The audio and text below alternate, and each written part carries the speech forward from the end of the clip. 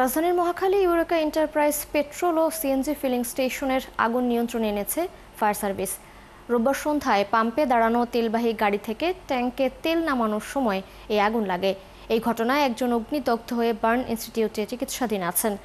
মোহামিনুল অপুকে সাথে নিয়ে বিস্তারিত জানাচ্ছেন নাদিয়া শারমিন।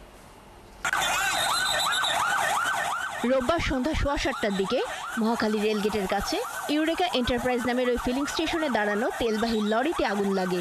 ঘটে বিস্ফোরণও। পরপর মনে করেন 4টা বিস্ফোরিত হয়ে আগুন লাভার মতো আগুন চারদিকে ছড়াই গেছে। 4টা চাকা বাস্ট হয়ে গেছে, এই জন্য সবাই একটু মানুষ আতঙ্কিত হয়ে গেছে। গাড়ি থেকে প্রতিদিনের মতো তেল আনলোড করতেছিল, আনলোড করার সময় হুট করে আগুনটা ধরে গেছে। আগুন ধরার পরে স্বাভাবিক ড্রাইভার তো আতঙ্কিত হয়ে গেছে, ও ওর মতো করে বের হয়ে গেছে। এই দেখছে গাড়িতে আগুন লাগছে, সাথে সাথে ও জাম দিয়ে বাইরে পড়ে গেছে। খবর পেয়ে রওনা দেয় ফায়ার সার্ভিসের 11টি ইউনিট, কিন্তু যানজটে আটকে প্রায় আধা ঘন্টা পর ঘটনাস্থলে পৌঁছায় গাড়িগুলো। তবে 11টি ইউনিট পৌঁছালেও 6টি ইউনিট দিয়েই নেভানো যায় আগুনটি।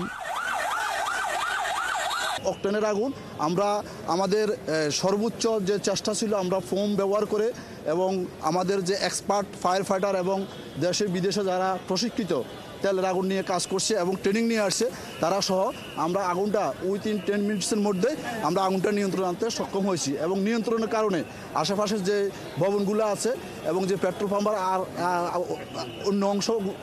অন্য অংশ সমূহ আছে, আমরা খুব সহজে এগুলো সেভ করতে সক্ষম হয়েছি। ফিলিং স্টেশনে আগুন ছড়িয়ে গেলে পাশে ইউনিভার্সাল মেডিকেল কলেজ এবং পিছনে বাসাবাড়ি থাকায় বড় বিপদ ঘটতে পারত বলে আশঙ্কা জানান স্থানীয়রা। তার পাশে হচ্ছে কি আমাদের একটা hospital, universal medical college hospital.